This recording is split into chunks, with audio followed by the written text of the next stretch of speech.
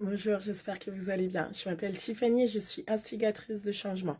J'accompagne les femmes qui cherchent à se réapproprier leur corps, améliorer leur bien-être quotidien et redevenir leur priorité à travers du coaching, sport, nutrition et mental. Pour moi, c'est une approche globale autour du bien-être de la femme parce que si on se sent bien à l'intérieur, on se sent bien à l'extérieur et tout va bien autour de nous. Pourquoi est-ce que j'ai commencé à accompagner les femmes dans cette démarche? C'est parce que j'ai moi-même été cette femme qui avait besoin de se reconstruire et de se remettre au centre de sa vie. Et pour moi, on ne peut pas donner ce que l'on n'a pas. Donc c'était important pour moi pour pouvoir transmettre ce que j'ai vécu, pour pouvoir transmettre ma propre reconstruction, de pouvoir du coup travailler à me développer, à m'épanouir personnellement. Si aujourd'hui j'ai à cœur de travailler avec les femmes, c'est parce que j'ai moi-même eu un parcours de vie un petit peu particulier où pendant mes études, eh bien, je me suis retrouvée pendant 3 ans à la rue et je suis tombée enceinte. Et donc il a fallu que je me reconstruise. Le sport a été une des manières par lesquelles j'ai commencé mon parcours de reconstruction. Donc voilà. Et puis à un moment donné, il y a quand même eu un élément qui m'a fait me rendre compte que je n'étais pas à la place où j'aurais dû être.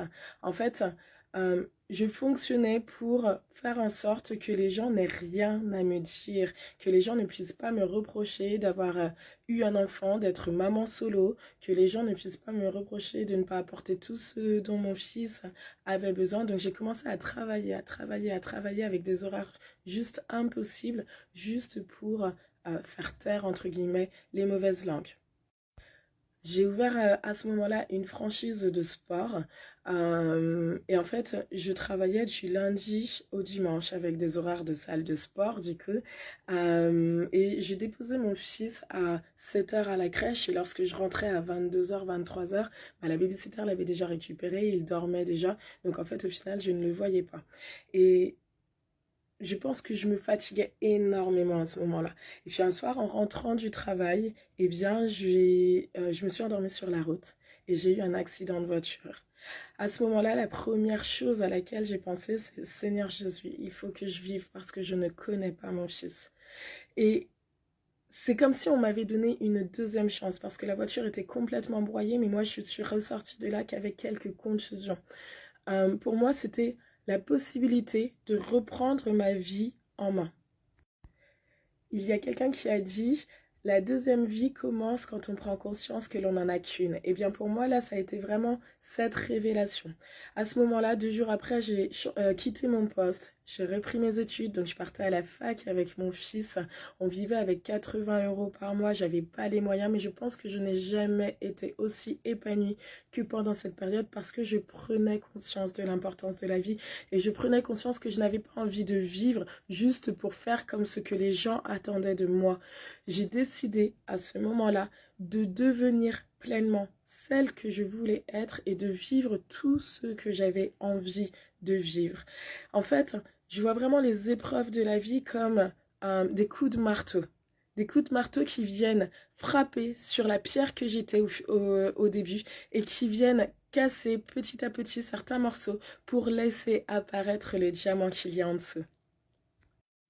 Et je crois vraiment que beaucoup de femmes sont comme ça. Beaucoup de femmes sont dans ce truc de s'aligner sur la société, sur ce que la société nous demande aujourd'hui, ressembler à ce que tout le monde voudrait que l'on ressemble, alors que on a notre personnalité propre, on a nos désirs profonds, on a nos rêves, on a nos envies, et on a tendance à les camoufler, à les cacher, etc. Alors que si tu es différente et si tu passes par des épreuves, c'est peut-être que la vie est en train de te forger, en train de te former à devenir et être la personne que tu dois être pour laisser la trace que tu dois laisser sur cette terre. Personne d'autre que toi ne pourra laisser cette trace sur terre car tu es unique. Alors prends conscience de cette unicité. Sois fière d'être différente parce que la différence suscite la préférence. Et si aujourd'hui tu as cette impression de ne pas être reconnu pour ta différence, eh bien sache que tu attireras quand même les personnes qui ont besoin de ta différence. Donc voilà, je t'attends et j'espère vraiment que si ça t'a parlé, un jour tu seras sur un de nos séjours diamants pour révéler pleinement ta brillance. Allez, ciao ciao!